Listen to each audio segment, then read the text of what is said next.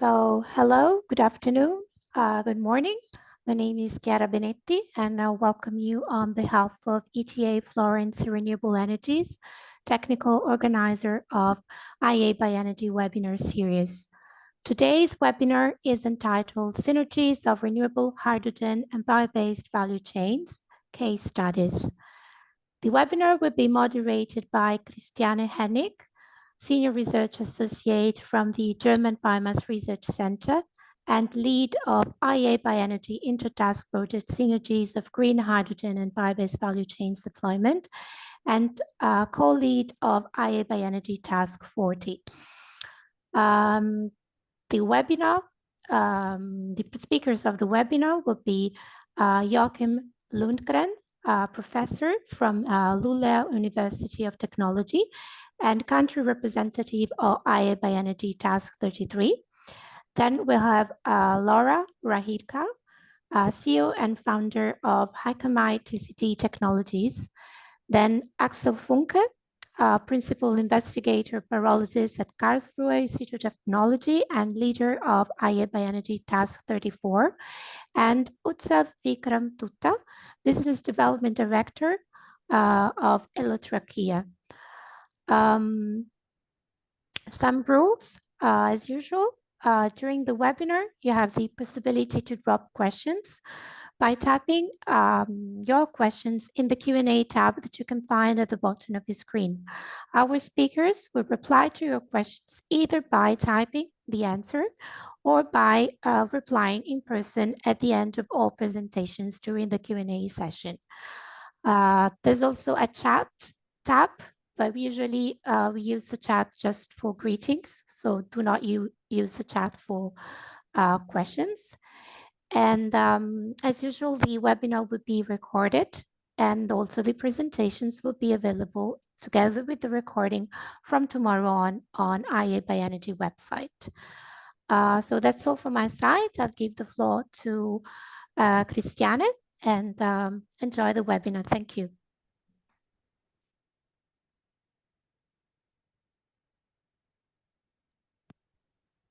Thank you, Chiara, for this opening, and also welcome to everyone to this IA Bioenergy webinar on the synergies of renewable hydrogen and bio-based value chains.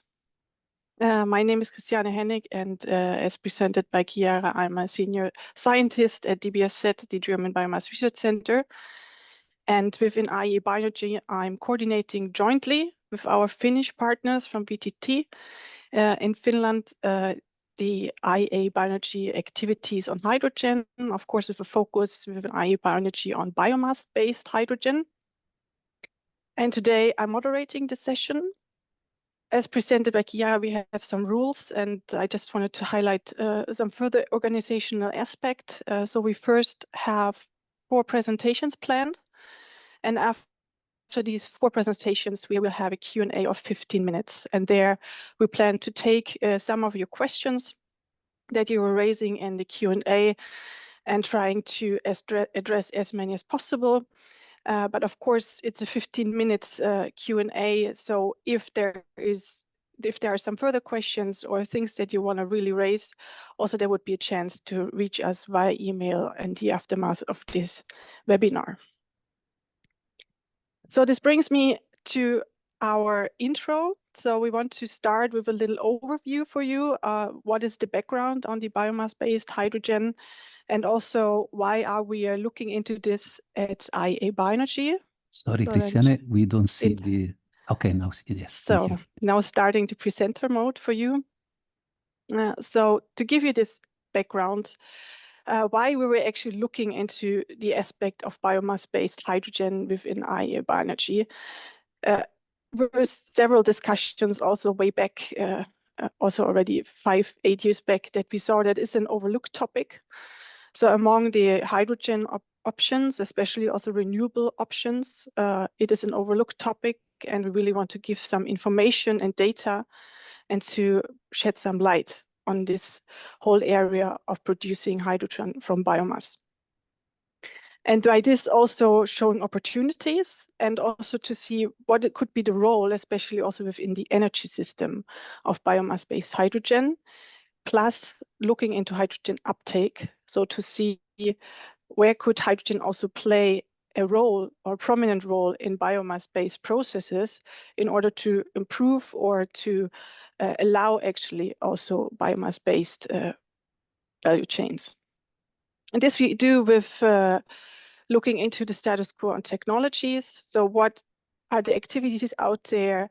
Which research centers, which companies are looking into this area? And also see what would be the reflection on the market.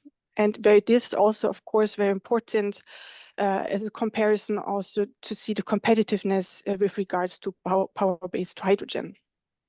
So overall, what we were seeing is to really raise the awareness of the synergies between renewable hydrogen and bio-based value chains as the core objective that we were having when starting our renewable hydrogen activities within IEA Bioenergy.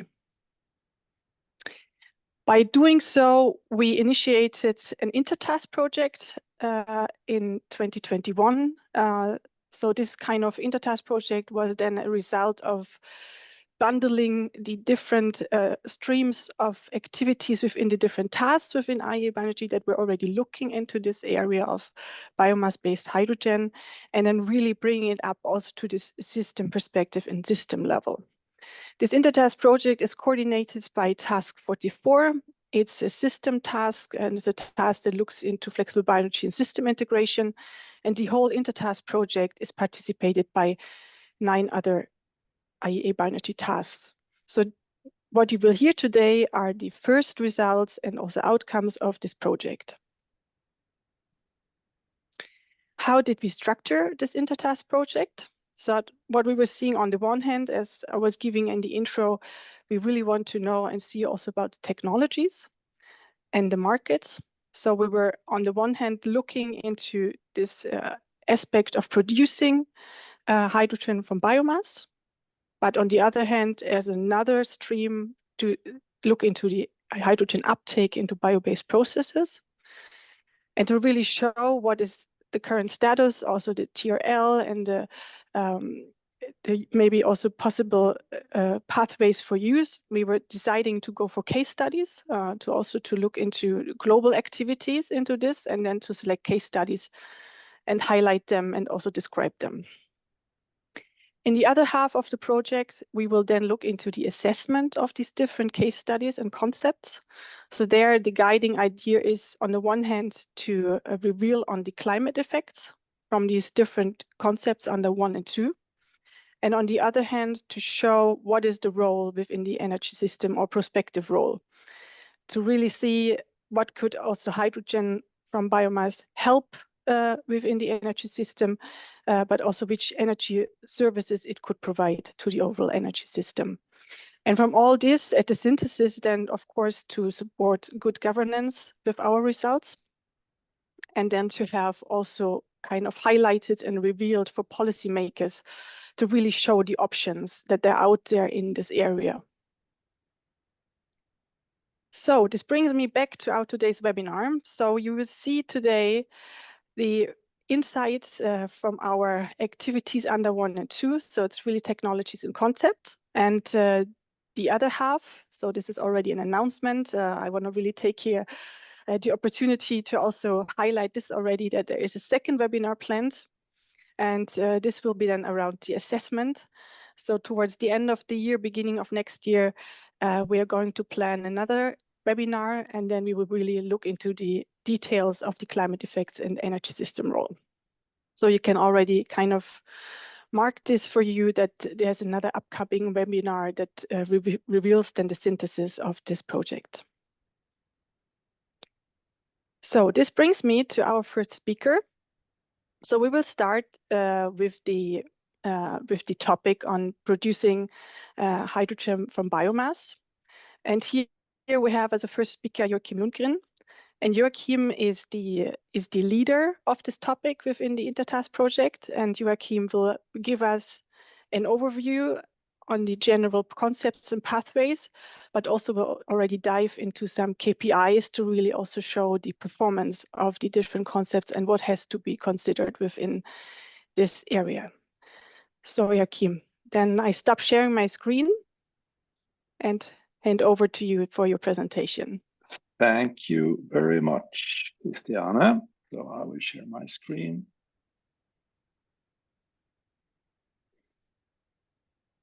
So here we are. So good morning, good afternoon, and good evening.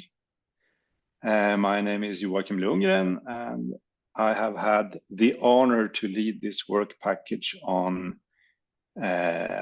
hydrogen production from biomass. And I think all of you are aware of that hydrogen is a super, super hot topic at the moment. And scenarios of the future, I think most of them agree that hydrogen will play a very, very important role in the decarbonization in the future, especially in the hard to abate sectors, which are difficult to electrify. What has or is annoying me a little bit, at least here where I sit in Sweden, is that it's very common that you directly convert this demand for hydrogen to how much power that you need, how much fossil-free power that is required to produce this huge amount of hydrogen. And of course, it's likely that this will be the dominating technology, but it's not the only one. There is also other things, other technologies that can contribute. And there will be a very large challenge to produce this fossil-free power from solar and wind and perhaps also nuclear. It's not straightforward. It's not just to build.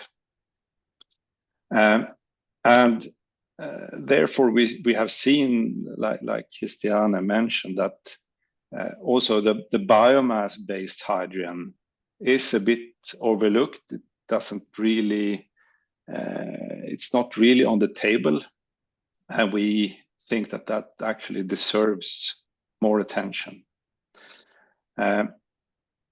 So this is the main aim of this work package and this project. I mean, to illustrate these opportunities to actually produce renewable hydrogen, and that can be produced through a large number of different pathways using a large variety of different biomass feedstocks. So what we have done in this project is to explore different routes, not all, but a selected portfolio of cases where we describe how the process works, giving fairly simplified mass and energy balances of the concept. We also try to make techno-economic analysis and assessments, including the maturity, so the technology readiness level. And this has been done in a special way. We have assessed all included sub-processes and calculated, let's say, the average TRL of the whole system, but also the weakest link of the system to understand where development is needed.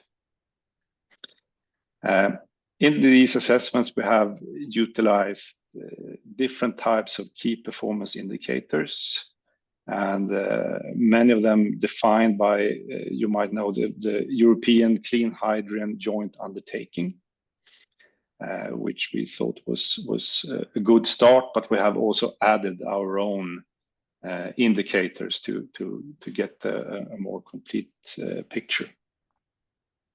I also would like to stress here that there is no intention to somehow find the best way of utilizing biomass to produce hydrogen. And the concepts that we present, you cannot really compare them because they have different characteristics, they have different TRL levels. So it's really comparing apples and pears. So please avoid that. We are not looking for finding the silver bullet at all, just to show the opportunities that we can utilize different types of feedstocks in different systems.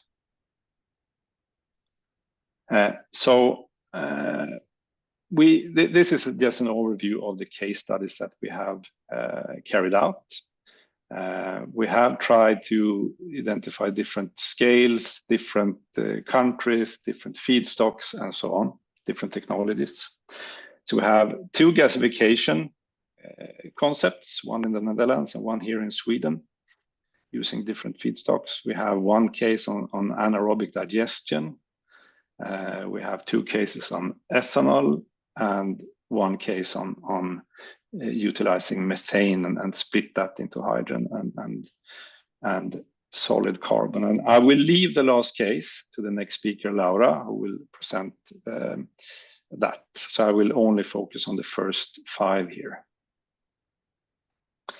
I will also just show the key performance indicators, in this case, then the ones defined by the Clean Hydrogen Joint Undertaking, and which has some good features, I would say, because they have values indicating the current state of the art. But what I like is that they also present targets of these KPIs for the future. And this is something that we then try to relate to in the assessments that we have made. And I also like that they have different KPIs, as you can see, for different technology pathways, which is of course needed.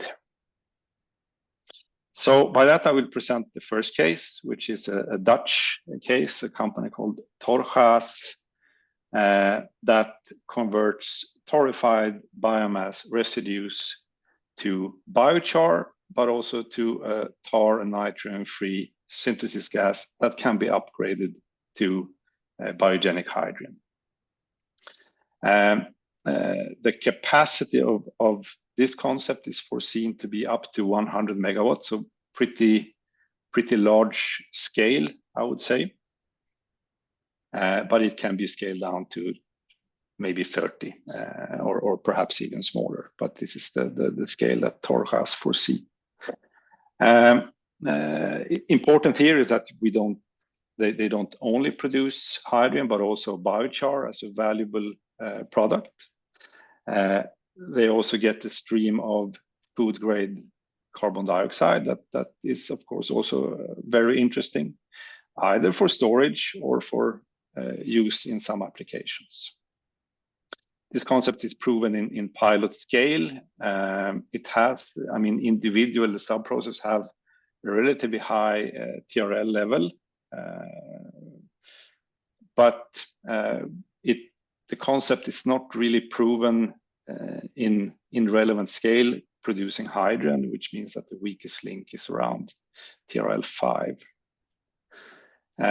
I present here some selected KPIs, and perhaps the most interesting one is the yield of hydrogen. And according to our assessment, we can produce around 70 tons. Not 70 kilograms of hydrogen per ton of dry biomass, and quite efficient if we also include the co-products in this case and biochar. So we are some 55, 56, maybe up to 60% in an overall efficiency. A very interesting thing is that we can also create negative carbon emissions here by the biochar production, but also for potentially store the formed CO2. A similar case, different technology, even there are similarities here, is a Swedish gasification developer called Cortus. The difference here is, of course, the technology as such, but it's a 2-stage gasification concept carried out in a slightly smaller scale, and also here using wood chips as a feedstock.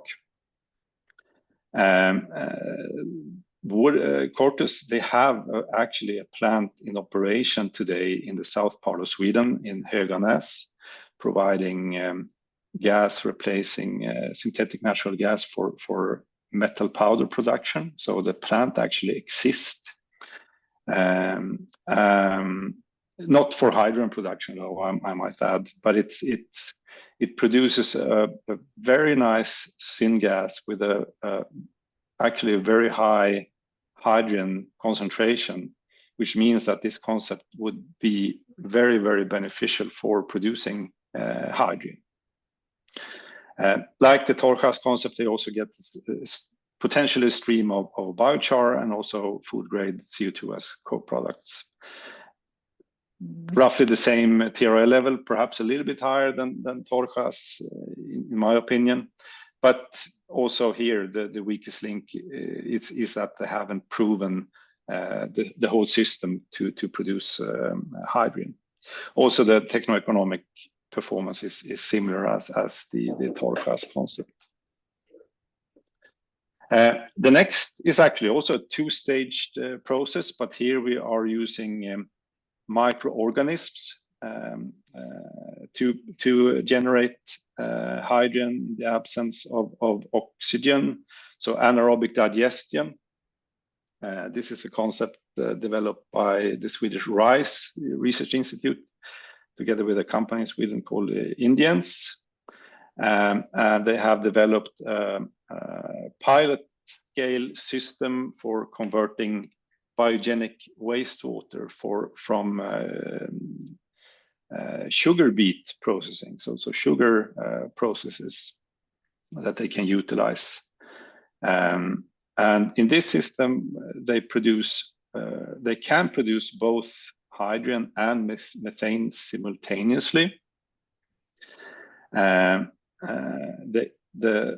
of the benefits with this system is that the hydraulic retention time is lower for hydrogen than for methane, which means that the degradation of the organic compounds in the water degrades faster, which then leads to the lower retention times and requirements, which leads to that you can have smaller reactor vessels. You might point out that then, yeah, of course, but you need two in this system. That's completely true. But the total volume is foreseen to be smaller than going for methane only. Another important benefit here is that it provides a flexibility. You can actually control whether you should go to produce methane and less hydrogen, or more hydrogen and less methane, which means that you can adapt to what the market is demanding. This is a fairly low TRL level, so we are around 4 on the TRL scale, so still quite a lot of development is needed, especially when it comes to the bioreactor for hydrogen production, as well as the pre-treatment. The next case, then we move to Brazil, and as you know, in Brazil, plenty of bioethanol is produced, and bioethanol is a nice potential carrier of hydrogen. It's easy to store, it's easy to transport. And here a company called Hydron, together with Neumann Essa, have developed an ethanol reforming system in fairly small scale in a container, which you can feed with ethanol, water, and power to produce hydrogen in this scale, up to 750 kilograms of hydrogen per day. One of the benefits compared to reforming of methane is that you need less power for the compression, as ethanol is a liquid and not a gas. This has a fairly high TRL level, perhaps up to 8 in average. And as far as we know, this concept will actually be, at least a prototype will be available during this year, which will be very interesting to follow. I think this is very interesting. I know that also Shell, the oil companies, has a great interest in this. I also chose to show some economic aspects here, and you see perhaps the figure down to the right here, where the line represents the break-even economy compared to producing hydrogen from electricity in Brazil. And the dotted lines represent the past and the current situation in Brazil when it comes to price for ethanol and power. And so in all cases where below this blue line, hydrogen is actually cheaper to produce from ethanol than from power. And this is and has been the case in Brazil. So the economic outlook looks very interesting for this concept. The next case is also Brazilian. It's also a little bit smaller scale, but it's also ethanol reforming. But in this concept, it's actually on board of a car. And this is something that is developed by the car company Nissan since 2016. They have a car, a minivan called NV299, which is equipped with a reformer, ethanol reformer, and a solid oxide fuel cell stack and a battery. And one of the benefits here is that the car, instead of fueling hydrogen to a fuel cell car, you don't need any compression, you don't need any hydrogen storage. So the hydrogen that is produced from ethanol is used directly in the fuel cell. The TRL level is around 7, and I think the most interesting performance indicator here is actually the fuel economy. If you compare the driving distance with an ordinary flexi-fuel car, according to their test, they can drive 30 kilometers per liter of ethanol fueled, which is more than twice the driving distance compared to a normal flexi-fuel ethanol vehicle. So these were 5 of the cases that I shortly went through. The 6th you will hear about later. I will just, on an aggregated level here, talk about the economic assessment that we have made. And you might have seen this before, the map for estimated cost for hydrogen based on solar PV and onshore wind around 2040, 2050, so in the future. And according to our assessments, our cases, I mean, they have different maturities, they have different costs for the feedstock, and it's of course very difficult to get one number. But our assessment, the cost range for all our cases is in the area that I have marked here. And as you can see, it will be very, very difficult to compete with, for example, solar PV-based hydrogen in the Middle East, where the sun shines very intensely. But we see that for some of the cases, in many world regions, I think that we could be competitive, which is for us very promising. Now I see Christiane, which means that I will show my last slide, which is the takeaway messages from this.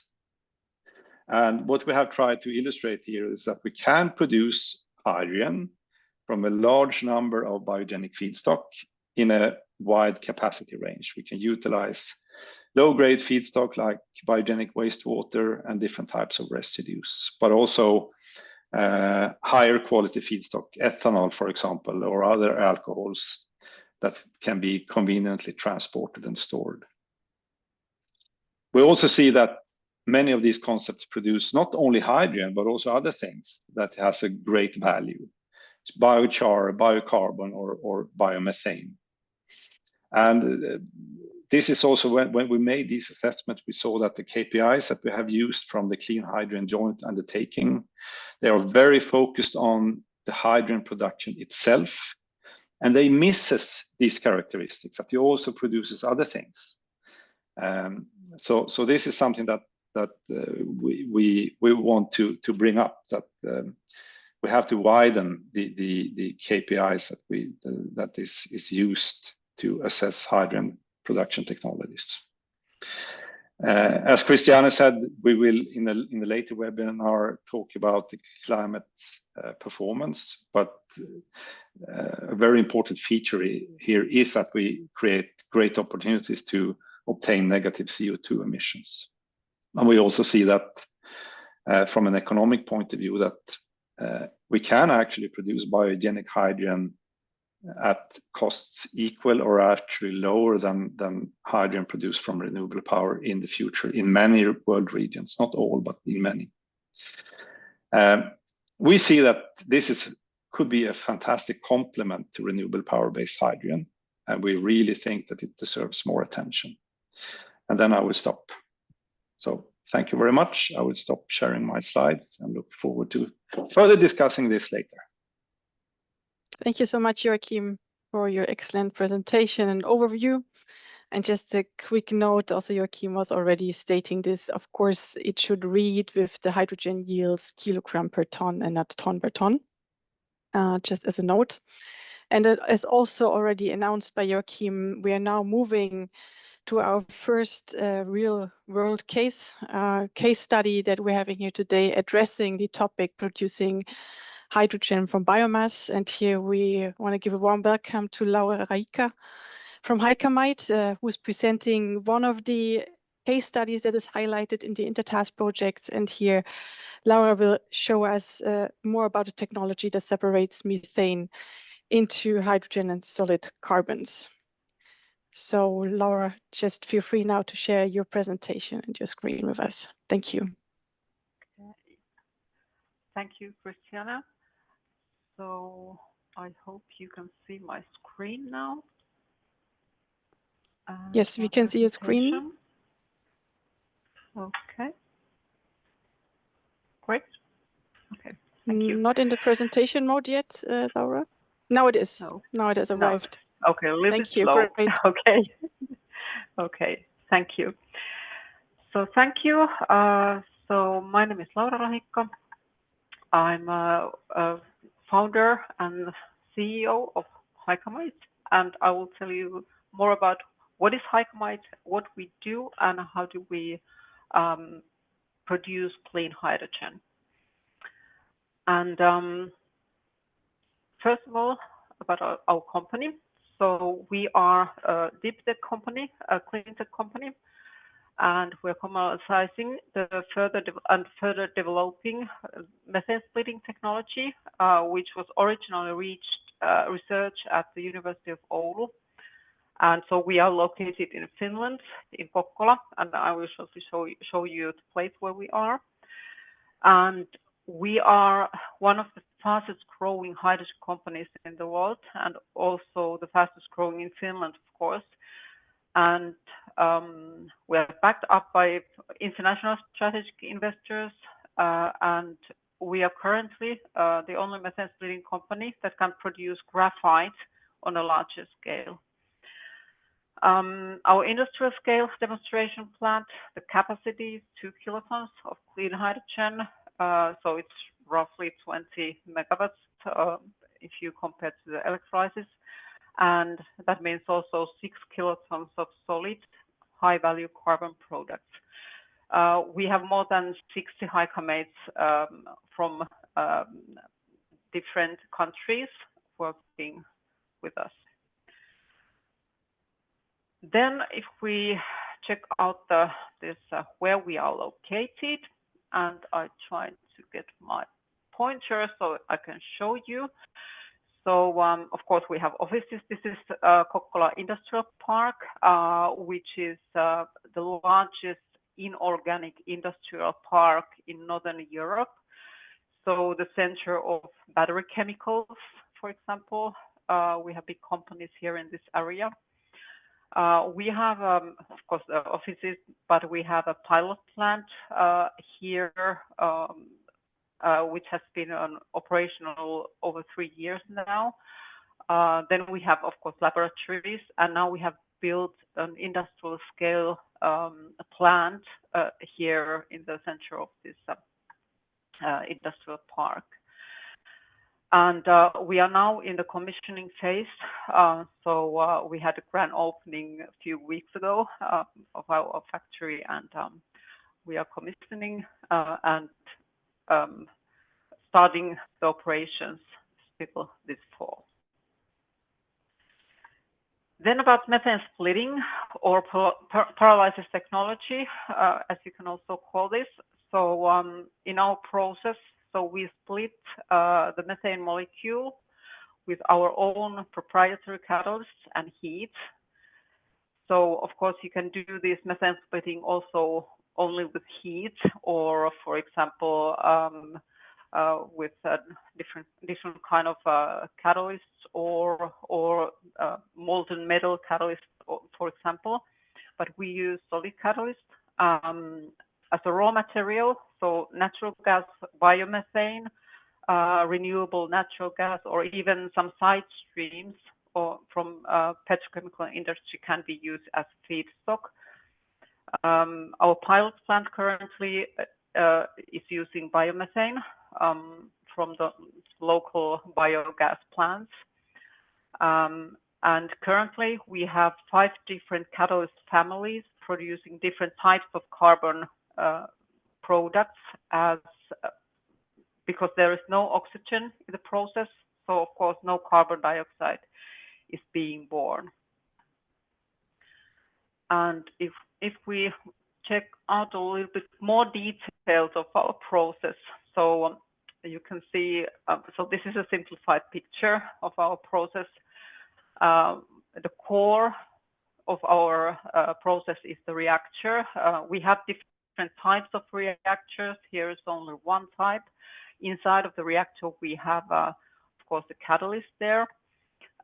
We heat the reactor. We can use electricity or just, for example, excess heat from the processes, so from the industrial side.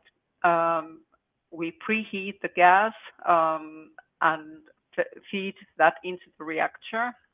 And of course, the methane is split into the solid carbon and then clean hydrogen here in the reactor. And then the gas mixture with the carbon product goes to the heat recovery. And then, of course, we have cyclones, where we separate the solid carbon product and then the gas mixture. And the gas mixture is basically, there is methane and so unreacted methane and then hydrogen. This gas mixture goes, actually here says that hydrogen goes to the customers, but we have a separation of hydrogen and methane. Methane goes back to the reactor, and hydrogen then, of course, to the customers. We have this kind of membranes to separate hydrogen and methane. But from the cyclone, we get the carbon products, which goes to the cooling stage, and then, of course, bagging and through the silos to bagging and to the customers. Some of our carbon products, we need some further processing. So, for example, battery-grade graphite, this carbon which comes out from this process is like a precursor of the battery-grade graphite, and we have a further processing for that graphite then after this process. Then more about our solutions. So our idea is that the factories are located near to the hydrogen customer, because we see that, of course, we can pressurize and transport hydrogen, but it's expensive. So we think that it's better to have this hydrogen plant next to the hydrogen customer, and then carbon can be transported to the carbon customers more easily than hydrogen. And our target is to decarbonize industry.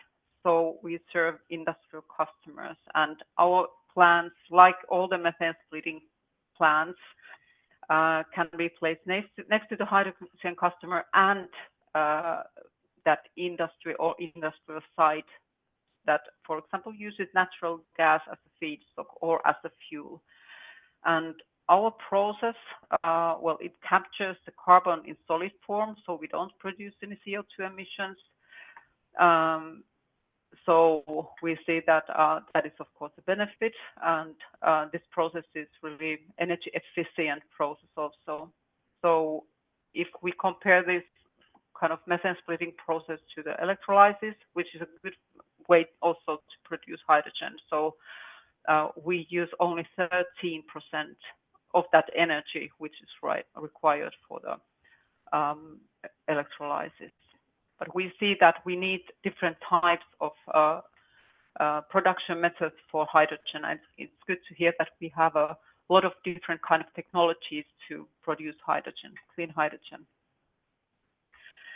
Then if we go on, so then about the benefits of our production or this hydrogen production methods, methane splitting.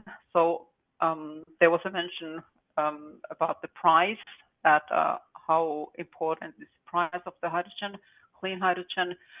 And here you can see the comparison of different kind of hydrogen production methods. So, of course, several methods are used to produce hydrogen, and each of which affects the cost. And our understanding is that industry is not willing to pay a significant premium for low carbon hydrogen, and therefore we or this kind of methane splitting technologies like us, so we provide a hydrogen at a competitive price, as you can see from this slide. And this is possible because we have the second revenue stream, so this high value solid carbon. So that's the reason for the lower price. The second benefit, as we see this, is this life cycle emissions, low life cycle emissions, and low carbon footprint of the hydrogen, which is essential for the industry. And in this picture, you can see how low our carbon footprint is when you compare it to the gray hydrogen, which is this, I hope you can see this gray area here in the middle of this picture, and then green hydrogen, which is this line here, this green line here in the picture. And we calculate our emissions, so based on the life cycle emissions analysis, of course, and the turquoise line at the bottom is based on the average LNG emissions in Europe. So this one here, sorry about my pointer. So this one in here, this is our line, and this last one. And so it's calculated so that it's based on average LNG emissions in Europe, considering the emissions from the well to the liquefaction plant, overseas transportation, regasification, and pumping to the customer. And in this example, on how this is calculated, so the reactors are heated with power, and in real applications we can use, as I mentioned, so we can use also excess heat from the process or from the customer, or for example hydrogen. And why is it like this, that our line here is the lowest, and then the green hydrogen line, this one goes like this? So it is because of this energy consumption. So as I mentioned, so we use only this 13% of the electricity or heat required if you compare that to the electrolysis. Then, if we go further, so we see that our third benefit is the product. It was also mentioned there in other production methods that there are also other products from than only the hydrogen production. And our expertise lies in the carbon, and instead of just that it is just a byproduct, it's a second revenue stream for us. And currently we are developing and testing carbon for almost 20 different applications together with our customers. And we are particularly proud of to be capable of producing battery grade graphite, which is considered as a critical raw material in both in the EU and in the US. And we can produce it locally and in a sustainable way. So the key here also in the carbon product is our catalyst. So catalyst development, different types of catalysts. And that's why we can produce different kind of carbon products. Then if we check out, I know that you are interested in our carbon footprint. We have a low carbon footprint, and you can see here on the left side of the picture, our calculations, all this has been made by FFE. And on the right side, commercial carbon products. I'm sorry about small text here. I hope you can see those ones, but these first two are commercial carbon black, so these blue ones. Then we have commercial graphites, so synthetic graphites and also the natural graphite. And then we have commercial coke here on the right side. And these our products, so in these calculations, so we have been used calculations so that we use LNG, or then in this blue graph here, this one, so we have used biogas in this or biomethane in these calculations, and Finnish grid mix. So these when our customers, when they choose HiCam's carbon products with a very low or even negative CO2 footprint, so customers like battery manufacturers or customers from concrete or others can significantly lower their carbon footprint. Then status quo, where are we now? So as I mentioned, we have had 3 years of pilot plant operations. And after these 3 years of operations of our pilot plant, we are now commissioning the largest methane splitting plant in Europe on an industrial scale. So this plant is now, or it can produce up to 5.5 tons of hydrogen per day. So there's 2 kilotons per annum. And once it's fully commissioned, and the operations will start still this year. And this plant is for the technology proof of concept, of course, on an industrial scale, and also for production of larger volume carbon samples for the customers, so for the 2 clients. And here you can see pictures of our facility. So you can see it's not a small one, it's actually a real factory.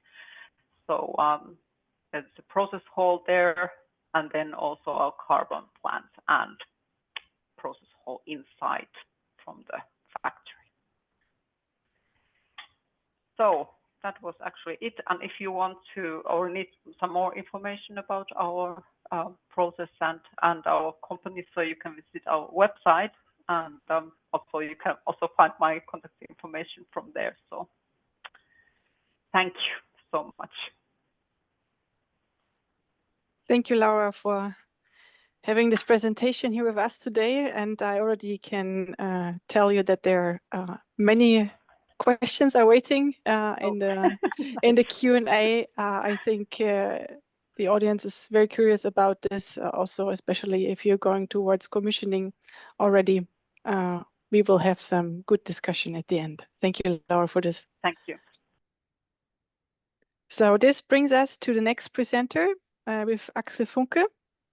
Axel is coordinating and leading the topic on hydrogen uptake in bio-based processes within the Intertask project. And Axel will start now with providing us an overview on technology concepts and status quo. And will also then give some insights also on KPIs, as it was done by Joachim. So you will see also here some information on this end. So Axel, the floor is yours. Happy to have your presentation. Okay, thank you, Christiane. And as noted by Christiane, we are changing the topic now from hydrogen production to hydrogen use in bio-based processes. And while we're well aware that this might be counterintuitive, at least from a system perspective, to look at hydrogen production from biomass on one hand and hydrogen use on the other, in our experience, it's also a very regional decision on whether one or the other case is of more interest. And we strongly believe that these will coexist or continue to coexist in future. So when we're talking about hydrogen uptake in bio-based processes, there's two fundamentally different ways to use these. Of course, the variety is very large, but they could be divided into two main types of hydrogen addition. So we talk about biomass conversion, whatever type it is. One use is within the biomass conversion to adjust product properties. So in this case, hydrogen would be required for biomass conversion to obtain the main product that is desired by the biomass conversion. The second and more newer approach is to use hydrogen to activate off-gases that are maybe byproducts of the biomass conversion, and thus achieve a byproduct that can also be traded. Naturally, this is an optional use of hydrogen and based on local hydrogen and CO2 prices or other incentives that might be there. And there are certain benefits and synergies along all these different uses that have been collected. And to give you an idea of where we see these, we identified 4 major benefits or synergies. The first is if you use the hydrogen to produce or enhance characteristics of carbon-based products. These products can rely on an existing infrastructure, as mentioned just in the previous talk. It might be more favorable to transport methane over hydrogen, and that's the primary point of this synergy. So it boils down to using carbon-based energy carriers as storage and transportation means. The second is that through the integration of electrolysis in biofuels processes, there might be on-site synergies that are relevant to explore, and they promote the use of volatile renewable energies that might or might not be available locally. And as you might also be aware, many biomass facilities are decentralized facilities. So there might be very nice synergies in this domain. A third one, a very important point in my view, is that by adding hydrogen to bio-based value chains, you increase, or you have the potential to increase the carbon efficiency of those value chains, and carbon or renewable carbon supplied by biomass is certainly one of the major KPIs for bio-based value chains in future. Last but not least, if we talk about bioenergy and carbon capture and utilization, vacuum, you simply require hydrogen to realize this, as compared to, let's say, simple carbon capture and storage. Now, if we use these different synergies again from A to D, so these are the same synergies I just explained, to map the different case studies that we have been collecting as part of this project. We can, in addition to this, also characterize how the processes needs to be changed in order to realize these synergies. And if we talk about some of the state-of-the-art processes that already use hydrogen to adjust product characteristics, this is boils down to replacing the very same hydrogen by power-based hydrogen. So there's very little adjustment to the processes. Of course, then there's a next step where you have existing processes, but by adding newer concepts, you can improve these and need to adapt those. But then, of course, we also have some totally new concepts that have not been realized so far.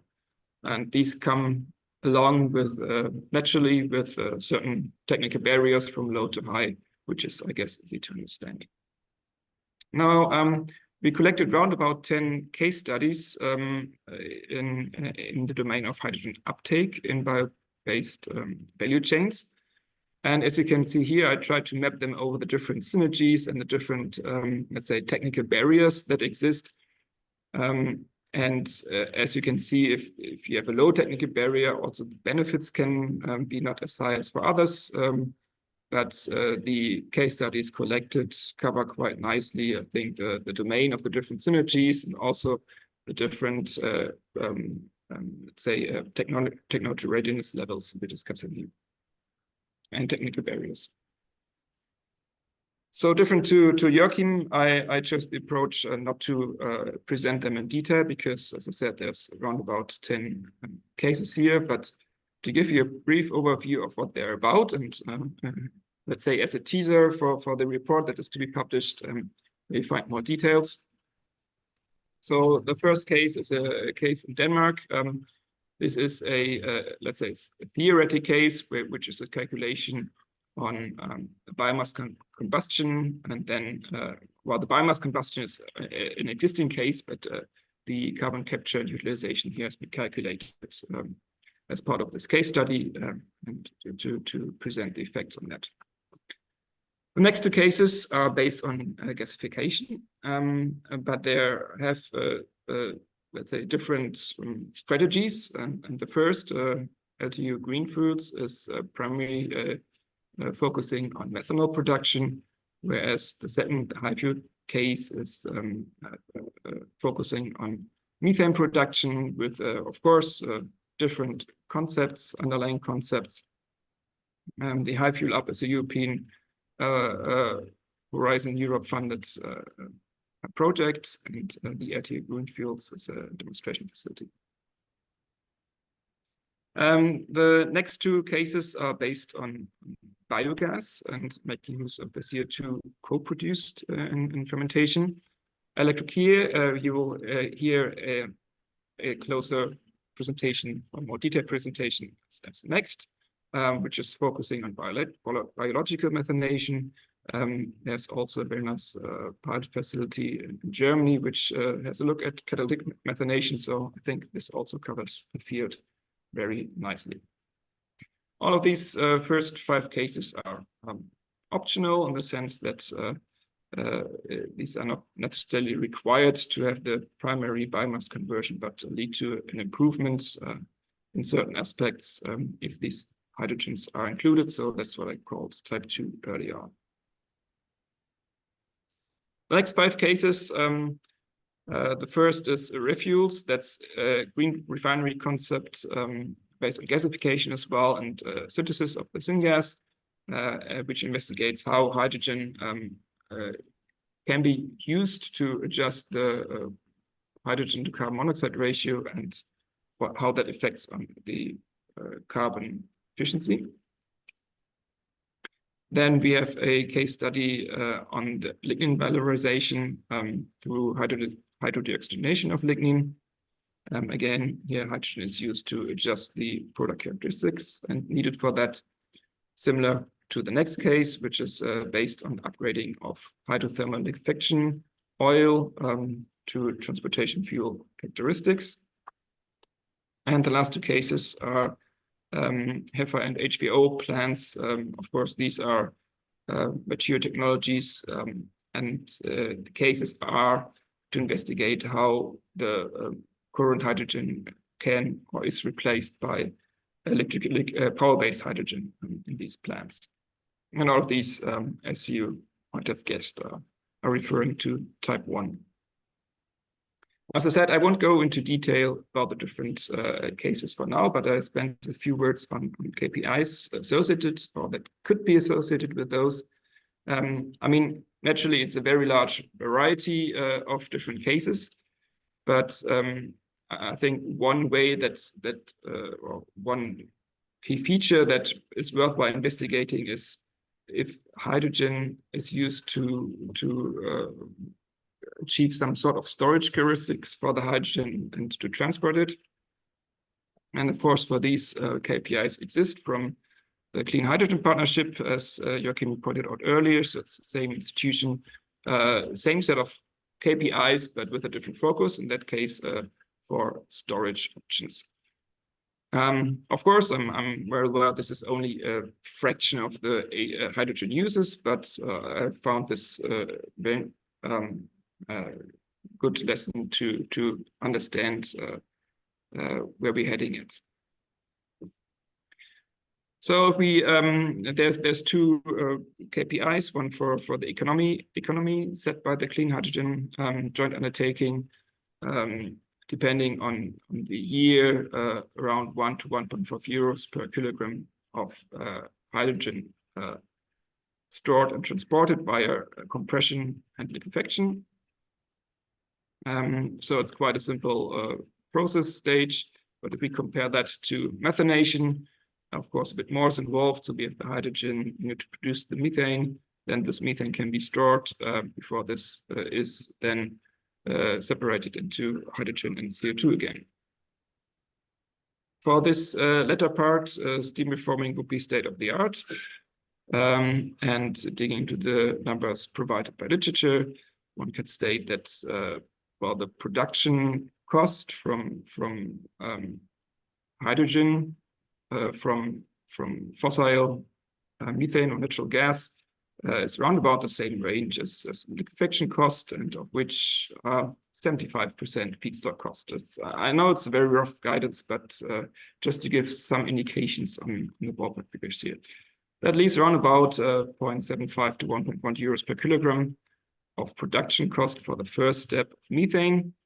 And notably, that is excluding the hydrogen cost, because we're talking about the transport and storage here, so to make a fair comparison. However, if this doesn't really say whether this is achieved by any of those concepts, but gives a benchmark to compare against KPIs set by the Clean Hydrogen Joint Undertaking. But at the same time, it also shows that there's various co-benefits by using methane as storage and transporting medium, based on avoiding the hydrogen, but also the CO2 infrastructure, if you wanted to enable CO2 sequestration. And this, of course, also feeds into whether this might be a viable or not so viable technology. So we found this type of KPI would need to be extended to allow for a more clear comparison. The same exercise done for the energy efficiency. So specific energy consumption has been benchmarked by the Clean Hydrogen Joint Undertaking to be around 12 to 20 kilowatt hours per kilogram of hydrogen recovered. There's some data, preliminary data on how methanation and the minimum energy demand for steam reforming could look like. I'm very well aware that these can have very different designs and thus also very different energy demands based on the local parameters or regional settings. But if you see the figures, they're in the same ballpark as the energy consumption. This might be also an interesting option in terms of specific energy consumption. And in contrast to the economies, I think this KPI covers quite well and can be quite well used for comparisons, because there's not much more that will add to this. To sum up this talk, the use of hydrogen bio-based value chains almost always holds a characteristic of storage, some more, some less. And some intended and some not intended, but the storage characteristic is very strong. There's two different types. If you have the type 1 where you would need the hydrogen, of course, this is not will not be realized as means to store hydrogen, even though it represents storage characteristic, and it's rather a hydrogen offtake. Whereas the type 2, where you choose to activate side streams, this could be something that could be targeted as a dedicated hydrogen storage option. The bio-based CO2 used here, and whether this is relevant over other CO2 sources, of course, highly depends on the economy, local parameters. And then last but not least, I highly agree with Joachim here that the KPIs for use of hydrogen would need to be improved in order to feed in characteristics of bio-based value chains. With that, I'd like to conclude, and I'm happy to take your questions. Thank you, Axel, for this overview and introducing us to this field of hydrogen and bio-based processes. And this will bring us now to the real-world case study that links to Axel's presentation. And here we would like to welcome Utsav Vikramdutta from Electrocare. Utsav will give us an overview on the technology from Electrocare, and it's the case of biological methanation. And he will show us here also the technology insight and the status quo of this application.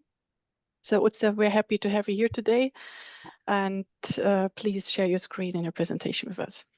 It's already the presentation mode. Okay, perfect. Thanks, Christian, for the nice words. And it was great hearing to the panelists who had some excellent presentations.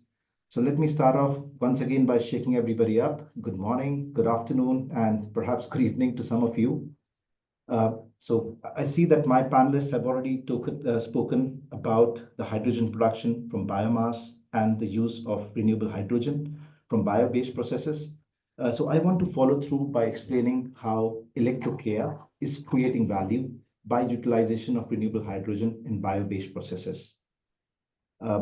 Very quickly, I am Utsav Vikramdutta, the Business Development Director at Electrocare, and I would like to start first with a few words on Electrocare.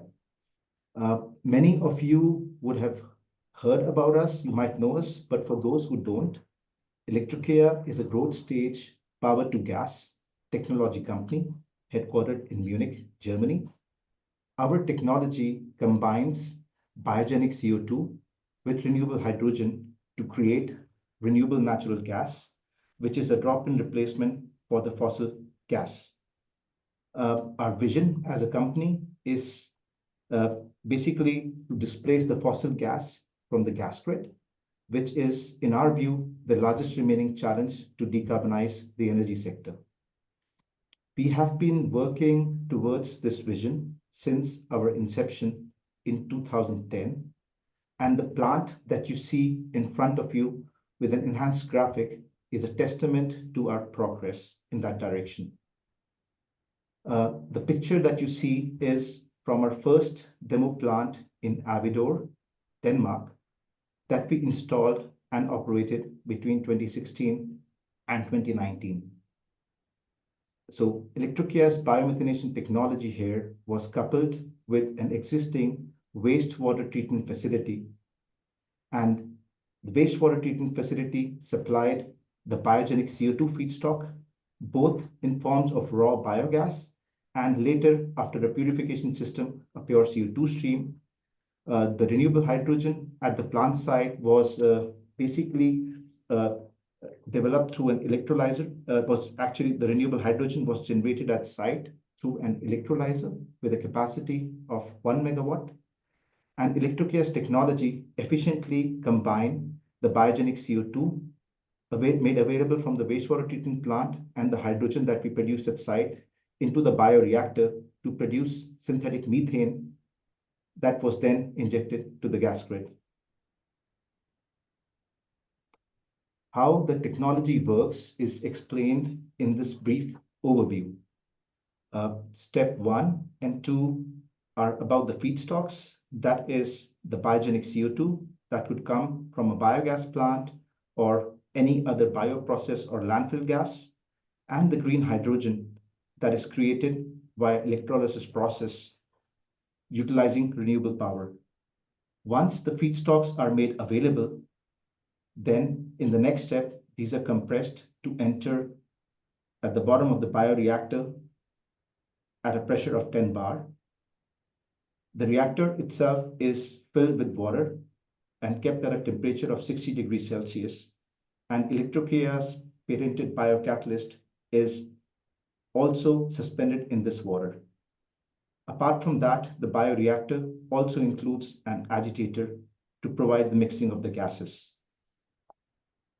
So in the next step, the gases travel up inside the reactor through the liquid media, and the catalyst then consumes the feedstock and converts it back into renewable methane, which is then received at the outlet at point number 4, where you see. The gas can then be injected directly to the gas grid, or after a particular post-processing process based on the application be used at the plant site. So what I wanted to highlight here in terms of the system was that the system is actually quite simple, scalable quite readily, and with relatively low technology. It has only 3 rotating paths. As I mentioned, it's got a compressor that we use to push the gases inside the reactor. It's got an agitator to provide the mixing, which means to have the proper gas distribution and the dissolution into solution. And because the process is exothermic, when you combine carbon dioxide and hydrogen through the process, you have heat in the process. So we use a pump to push the fluid out to exchange heat.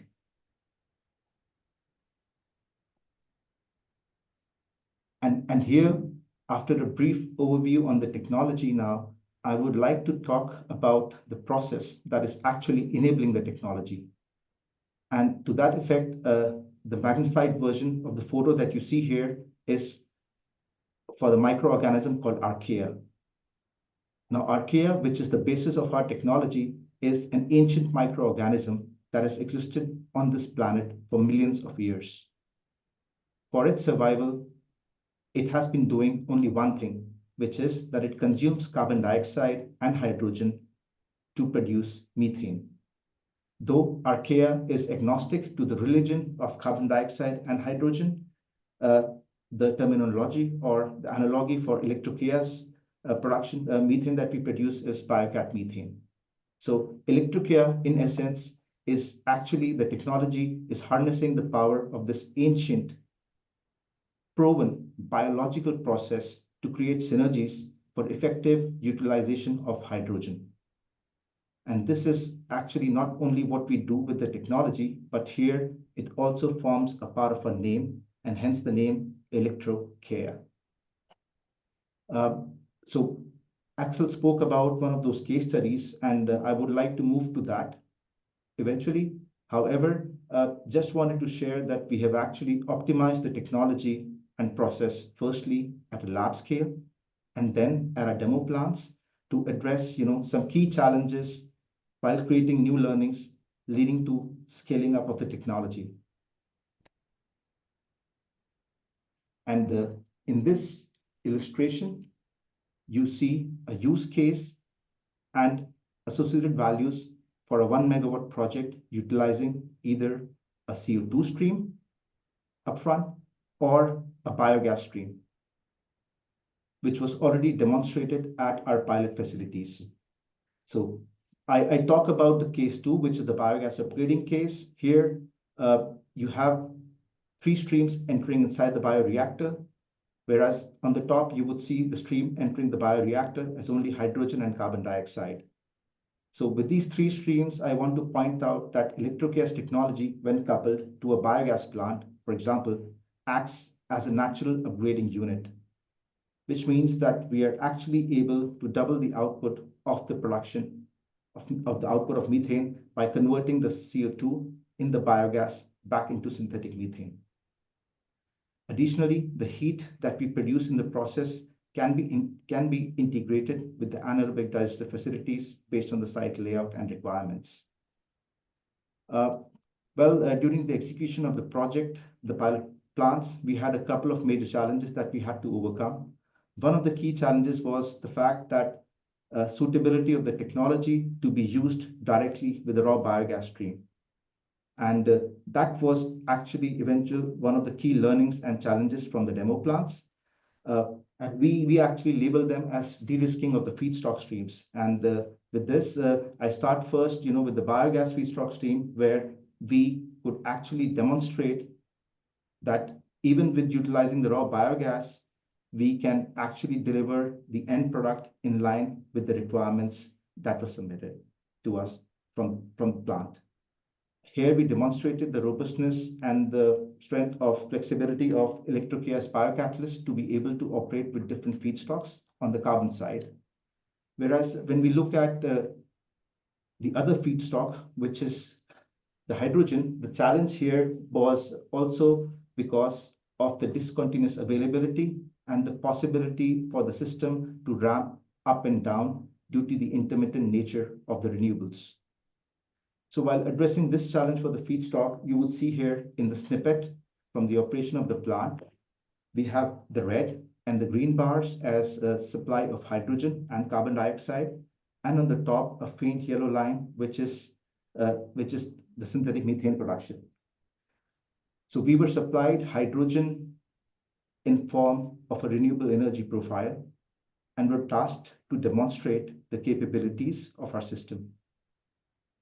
And here you notice that during this event of operation, we were able to demonstrate a very high level of product gas quality, even during different load operations, and even being able to follow the curve.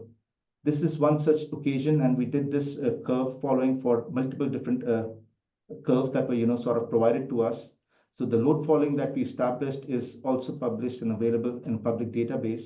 But through this process, we were actually able to demonstrate the performance and flexibility and the responsiveness of our system to react immediately to the load challenges while delivering the gas in the quality that is needed. And with this, we were actually able to scale our technology, or we actually were able to de-risk the main challenges in scaling up our technology.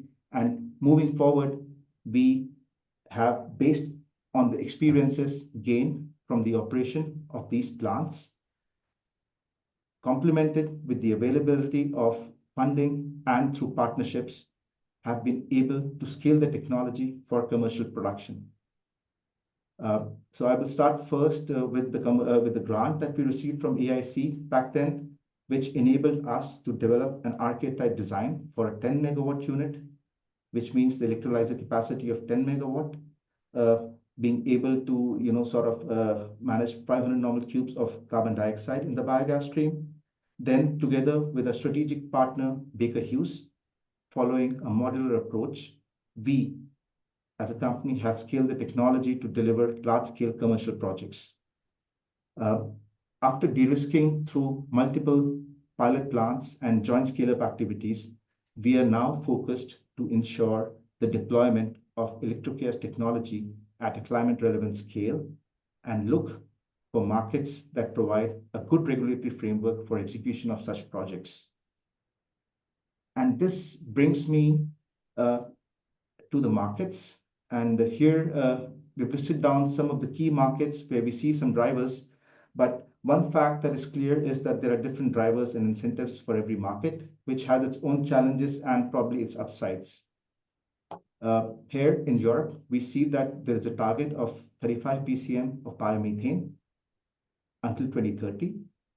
Further, according to the Fuel EU Maritime Regulation, we see the maritime sector defining additional demand for adoption of biofuels and e-fuels on a GHG intensity reduction basis, with a sub-target for RFNBOs planned later after 2031. These developments help, especially now that the technology is available. However, in our perspective, the European market is developing rather slowly under the current regulatory landscape. And while the projects will be executed, we do not have the pace. And in order to ramp up to be able to deliver near-term and future targets, we see an opportunity to learn from some of the other markets. And when I mention some of the other markets here, in particular, I want to take an example from the Quebec market, where we see that there is a clear demand and a favorable regime for power to gas projects. Some of the key parameters that make up the business case for the technology are clearly defined in the form of renewable power price, corresponding gas offtake price, and long-term offtake contracts on both the electrons and the gas side. And this long-term offtake for the product gas, coupled with the investment credits and subsidies, is a great enabler for such new technology projects. So while subsidies and incentives will be essential for the first projects, irrespective of the geographies, the demand creation will also be critical to support the final investment decision, especially in Europe. This brings me to my last slide. And here I would once again like to reiterate, like my panelists, we do see a lot of advantages in synergizing renewable hydrogen and biogas production. Taking this example for sure. And why? Because we already see that there is an existing network and a value chain of biogas plants. And with the necessary infrastructure, including the grid injection points, it makes the transition easy. Secondly, we see that there's a growing concern in the market regarding the availability of the feedstock. Now that the maritime and the other sectors are looking to adopt biofuels as a first pathway to decarbonize. And looking at this aspect, we see that methanation can enable utilization of the same feedstock to produce double the volumes, almost double the volumes, whereby it will support EU in reaching the 35 BCM targets. So last but not the least, I want to say the technology is there and available at the needed scale for deployment. What we need to do now is basically enable the projects. And how we do that, or well, how we see that the synergy works is also due to the fact that there will be a penetration of renewables, which will provide opportunities for this point source biogenic CO2 captured from biogas plants. I want to end the presentation in a while because I see Christian already waiting there in the lobby. But give me 1 minute, because I want to show you something quite unique. Because what we are promising here, and in terms of what we are saying in terms of the advantages that we see with the synergies, is something that we don't only believe, but we are fully able to demonstrate that. So this is something that we are not preaching. And here, that's why the picture that you see on the left-hand side is from a first commercial pilot plant, not the pilot, but first commercial plant that we're developing in Denmark. And here, our technology will be coupled to anaerobic digestion plant. We will have the biogenic CO2 coming in from the anaerobic digesters. There will be an electrolyzer installed at site, the capacity of about 12 megawatt. And the renewable energy is coming from behind the meter repowered wind park that will then enable the conversion from the biogenic CO2 and renewable hydrogen into synthetic natural gas for the grid application. So in the end, I would just like to finish with a quote from Mahatma Gandhi, who said, "You must be the change you wish to see in the world." And here I want to highlight the significance of people as individuals wanting to break the stereotype to make a positive climate action. Our BioCat Roslev plant, the commercial plant, is an outcome of such an action where a farmer dreams to be the Europe's first climate neutral farmer, and we as Electrocare being the first company being able to evaluate this value chain at this scale. With this, I would like to thank you all for your attention And we'll probably stop sharing and hand over the desk back to Christian. Yeah, thank you, Utsa, for this. And I would like to ask all the speakers to turn on their cameras so that we can go into the Q&A. So I can see Axel, Joachim, Beck, and Laura. Perfect. So everyone who was joining now or is still joining, of course, this webinar is very active in the Q&A. First of all, thank you for this. This is highly appreciated from all of us. And also thank you to the speakers who were already really active in answering some of the questions, but some of them we really want to try to take real time here. So I would like to start with Joachim and a question as the first speaker. So also for itself to have some more time to have a look at the Q&A. So Joachim, there's the question in the chat that reads, how negative emissions? So there is a kind of raising the question in a way, what are the options that you see with negative emissions in the different pathways that you were presenting? Also, being from the system perspective, of course, this would be an advantage to also have the option for negative emissions. Oh yeah, this is one of the I would say the greatest benefits with producing a hydrogen from biomass, that you can actually create negative emissions. Not many hydrogen producing technologies can produce negative emissions, for sure not the solar, wind, or nuclear, or any other. So that's really nice. And it depends on the concept, of course. If you gasify biomass, you can store the CO2. Or if we take the high-command concept, you store the carbon in solid products, which is also perhaps the best way of storing the carbon.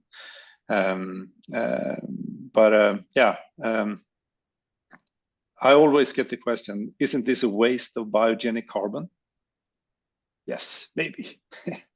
But on the other hand, we also have a very urgent global warming situation where at least I think that we need negative emissions as one way to cope with this. So yes, maybe we have to sacrifice some biogenic carbon. I'll stop there.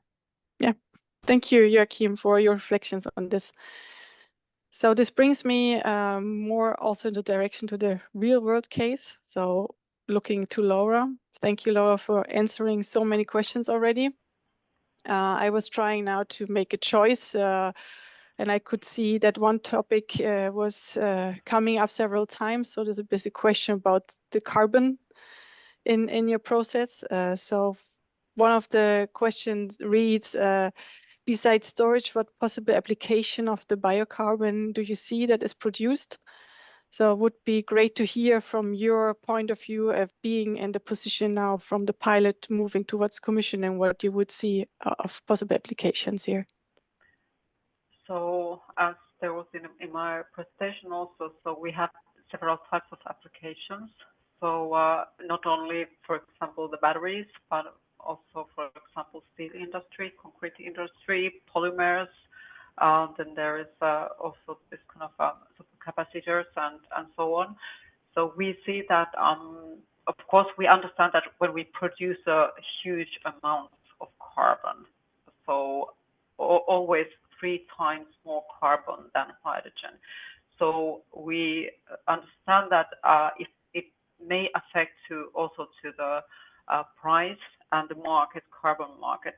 But our benefit is that we don't have only one customer or one type of carbon product, because we can adjust this quality of the carbon, and we can make different types of carbon products. No, so not only like graphitic carbon, but also like this kind of nanocarbon, or this kind of nanofiber carbon. Sorry. So we have different types of carbon products. That's our benefit, and there's also new applications coming, because the price will go lower, and then there's possibility to use carbon, or for example, this nanofiber carbon products in different applications. Thank you for your feedback on this. And another question, more from a deployment perspective. Also, Utsaf was talking about the deployment, and of course, this is also one of our core activities in our task 40 here. So I was interested also seeing the commissioning that you're starting. Can you share some indicative timeline you are having for the commissioning? So we have started the commissioning, and we hope that we start the production also this year. So, well, yes, we have started the commissioning right now. So it's interesting to see. Of course, we don't produce right away these 2 kilotons of capacity. So we start the production in smaller phases. Okay. Thank you, Laura. So moving from this possible future deployment to the deployment from Utsaf, you already were answering the questions that arrived in the chat. So I would like to take the question, why was the operation of the Electrocare plant in Denmark stopped in 2019? I think it would be nice to have a little reflection here from you. Also because, it always shows, what maybe were the lessons learned also from starting a deployment and then stopping a deployment. Thanks, Christian. So probably for us, one of the main reasons was that was a demo plant, which was running also on some subsidies at that point of time. And when the funding finished and Electrocare was in a growth phase, and we obviously did not have the deep enough pockets to continue the plant running, which is the reason why, a very practical case that we could, learn from the plant as much as we could. We tried to utilize, let's say, different feedstocks to learn gain experience in utilizing biogas, pure CO2, see the challenges in modulating the energy supply and so on. And once, that was sort of accomplished, we had to, turn down the plant. And eventually right now you would see the plant is still there, no longer with Electrocare though. So we found another use for the plant. So. Okay, thank you for this interesting insight. I think something everyone will look up afterwards. Thank you for this. So that brings me to Axel. Also like seeing that there is a good remark in the Q&A that there are, of course, more synergies. And I think you have this thankful work package that will last long with finding a lot of synergies and also really great applications in supporting the energy system. So there's a question that reads as follows. There's another unseen synergy between hydrogen liquefaction and district heating. And it would be really great to hear your reflection and from your end on this and also in general on the synergies. Yeah, I think that was a very good remark. Thank you, Christiane. Yeah, I mean, of course, I was having the view of the bioenergy pathways here, and same to synergies in bioenergy pathways. Of course, synergies during hydrogen liquefaction need to be considered, and the existing KPIs do not really reflect those. Understanding that it's not an easy task to develop KPIs that can do so. I think the important part is just that the community is aware that these synergies exist and how to tap them most effectively. Thank you, Axel. I think this was a really nice closing remark already to tap their potential. And as I was already stating beforehand, I think we see more synergies that need to be explored. So I think there is also more coming up later on.